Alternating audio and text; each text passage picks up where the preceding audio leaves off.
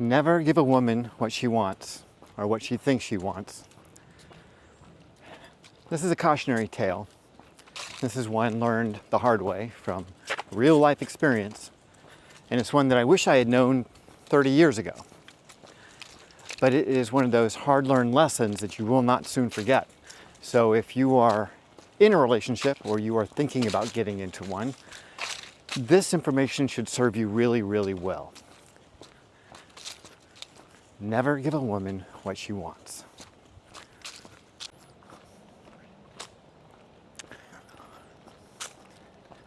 When my oldest daughter was born, my ex-wife thought she would be our only daughter. And so as she got older, my ex would dress her up like a princess. And my daughter was a princess in every definition of that word. She dressed like a princess, she acted like a princess, she looked like a princess. And she was just as pretty as she could be. Blonde hair, big blue eyes. She was just a stunning little baby, just as cute as she could be. But at age 2, 3, 4, this princess thing started to run its course. It started to get old. And I remember being at a Target with her, and she's all dressed in the taffeta and the crown and the shoes. You know, she just looked like she just got back from Disney or something, you know? And she wanted something at the store. I can't remember what exactly it was, but she wanted some toy. And I just said no. And oh, I could tell the shock in her face. It's like, what? You are telling the princess no? Oh man, I was definitely the evil one in this story. And I could see the shock, and I could tell that she was trying to figure out what she was going to do to get what she wanted. I could tell she was scheming. I could see right through it. I knew what was coming. And then her little face wrinkled up, and came the crocodile tears, you know, like the just purely fake tears. There's not even any tears coming. It's just her making a crying sound, you know. And then after I didn't respond, I did not say anything to her at all. After a couple minutes, she kind of just stopped to look at me.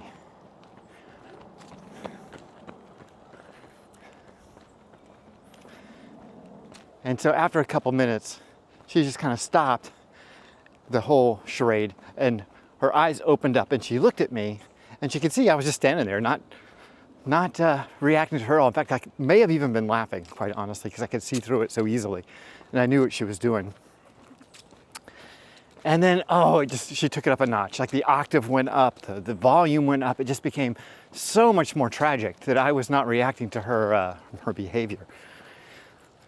Anyway, this childlike behavior is endemic in most women. You're going to see this in them.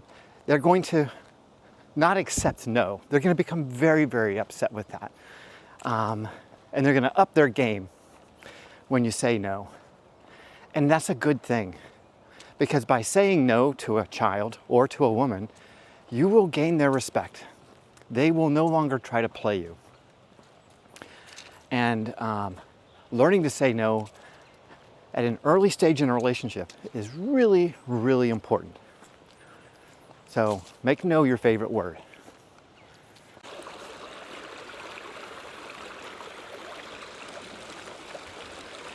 So here's where things start to get kind of tricky. I remember early in my relationship with my ex-wife, where she would experience some kind of an emotional crisis, and she would come to me for support. Now, as you know, and I've talked about this in other videos, one of the first lessons that a man needs to take on is when a woman wants you to solve a problem, what she really wants you to do is just sit there and listen stoically and agree with whatever she says. And I learned that after giving her advice a few times, and learned that I needed just to shut my mouth and just be there for her. And so I did that, you know, and that would happen every once in a while. You know, it was occasional, it was periodic kind of thing, maybe a few times a year. But as the years passed, these occurrences, these counseling sessions became more and more frequent. And then eventually she started asking me for my advice. What would I do? What should I do? How should I handle this? And I would start providing her with that information. And what was happening here that I didn't realize is that we were creating this unhealthy dependency.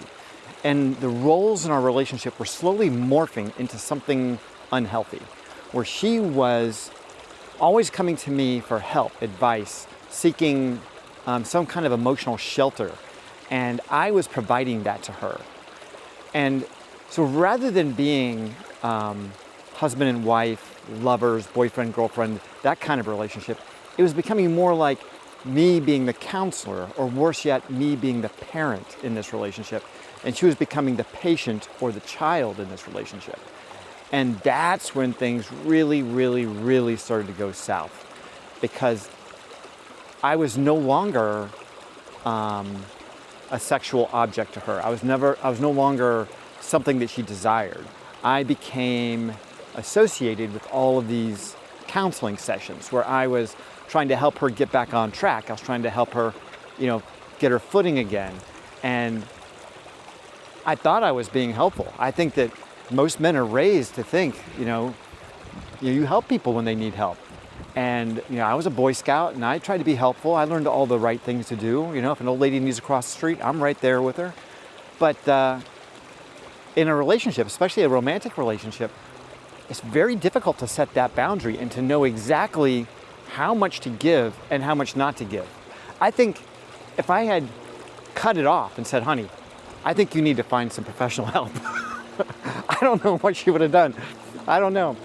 But that kind of lack of resilience in a woman, which is commonplace these days, and I'll get into that in some other video, but that lack of resilience that requires her to lean on her man all the time in an almost continuous cycle of crisis and recovery, crisis and recovery, crisis and recovery.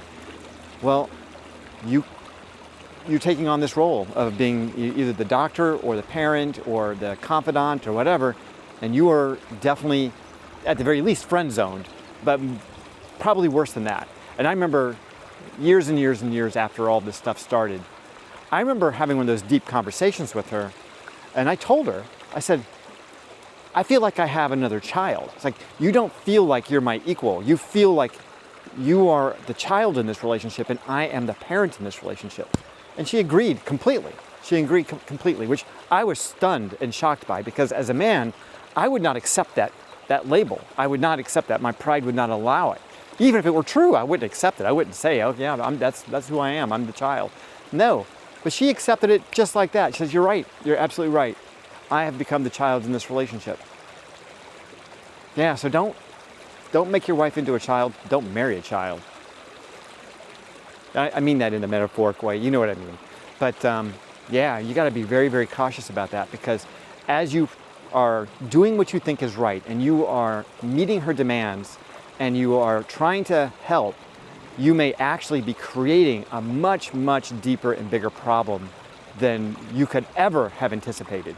I never would have thought that my helping her through her little crises would have led to us morphing this relationship into something so unnatural and I hate to use the word sick, but it was kind of sick in a way. And I'm sure there's some kind of a codependent language a psychiatrist or psychologist could tell me about, but I'm sure that that's essentially what was happening. And I don't know how I could have handled it any differently, except to just say, not participated, just opted out, say, I'm sorry, I can't help you, and then just walked away. So you need to figure that one out on your own. I understand where you're coming from, but I am not the guy to solve this problem for you. It is not 1955 anymore, so it would be ill-advised for you to share money with your spouse. So you should have separate checking accounts. And this is so that she has some control over her money, and I think it's important for a woman to feel like she has some autonomy with her money, but also so that you have control over your money, which is also extremely important. Money in our society today is power, it's freedom, it's got a lot of connotations to it.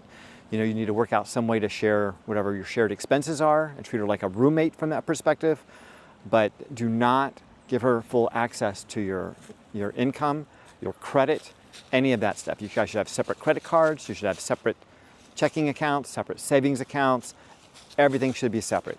And when it comes to buying property, you got to be very, very cautious about that as well. You want to do everything you can to keep these expenses completely separate and individual. And it may mean, signing some kind of a contract where, she knows that she's responsible for 50% of the mortgage or whatever the case may be. But prenups obviously come in handy here. But keeping your money separate is very important. Because if the money is all in one pile, she is going to think it's all hers, and she is going to use it as she sees fit. And she will bypass you completely. And not only that, but she will steal money from your checking account and put it into a secret account that she has. So, and on the flip side of that, there's all these psychological things about how women look at money, and you just don't want to get into a situation where you have all control of all the money, or she has access to all of your money. She should have her own little checking account with her own money in it that she earns or that you provide to her, and you should have your money. Otherwise, she's going to be begging, pleading, and crying, just like my daughter did at the Target that day, for whatever it is that she wants.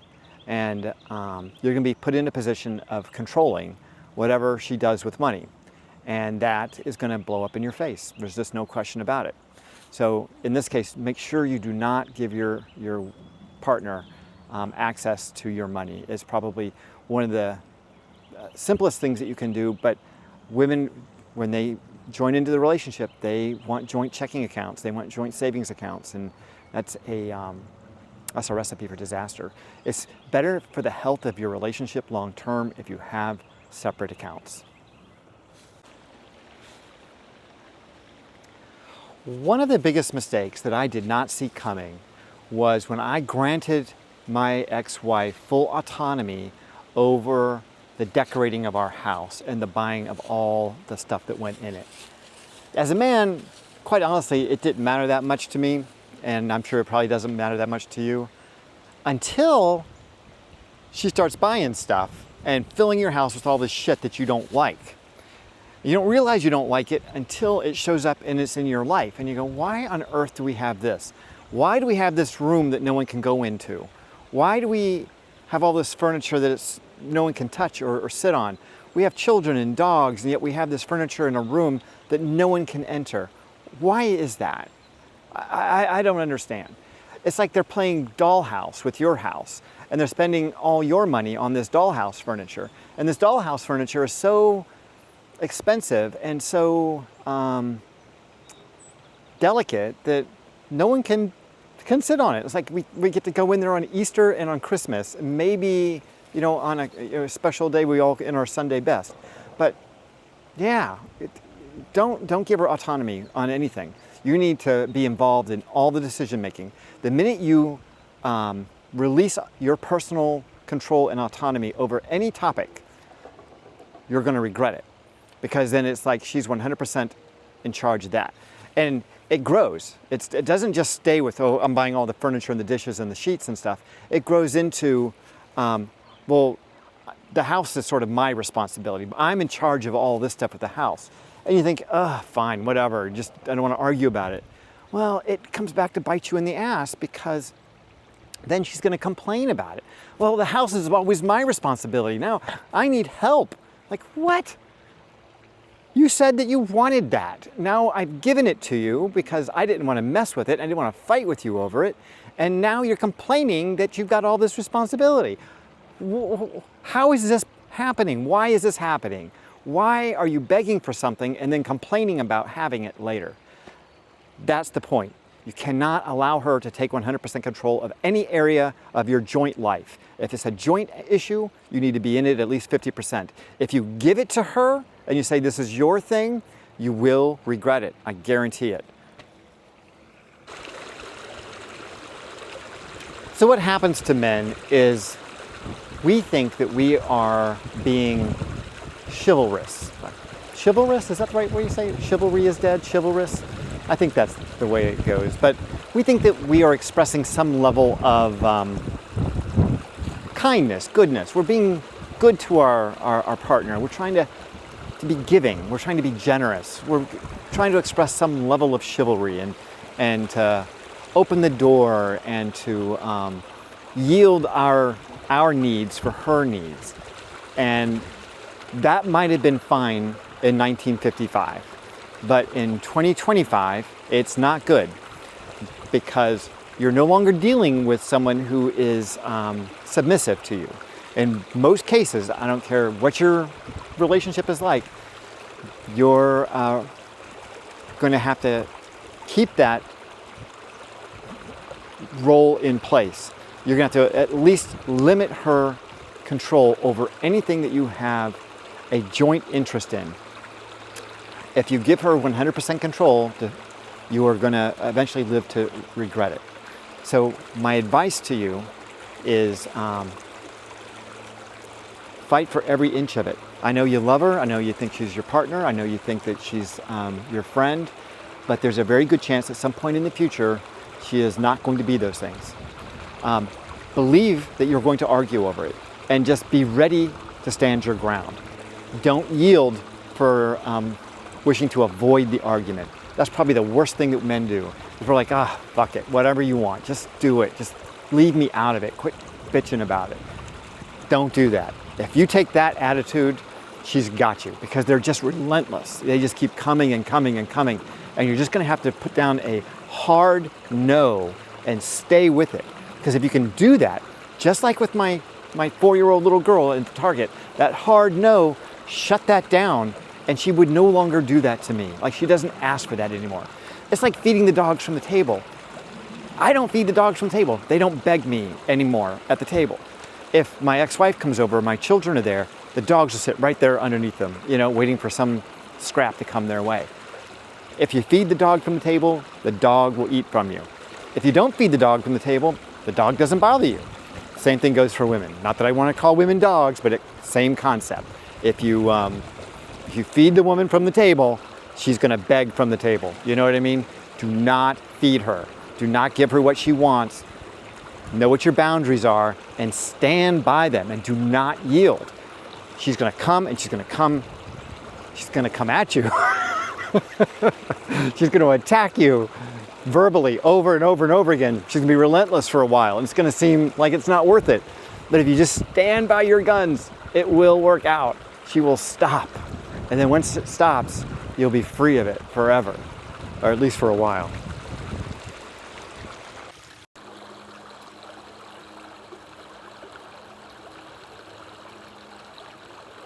So for those of you who are regular viewers, you'll probably notice that Jax is not with me today. Well, he had a little bit of a hot spot on his elbow and he was limping, so I took him home. I'm sure he's going to be fine, aside from the fact that I'm certain that he's very upset that he's not out on this walk. But it was in his best interest just not to force him to limp through it. Anyway, I hope you liked the video. If you have, please like and subscribe. I'd like to hear your comments. Tell me what your experiences have been. I'm sure I'm not the only one who's had these kinds of experiences.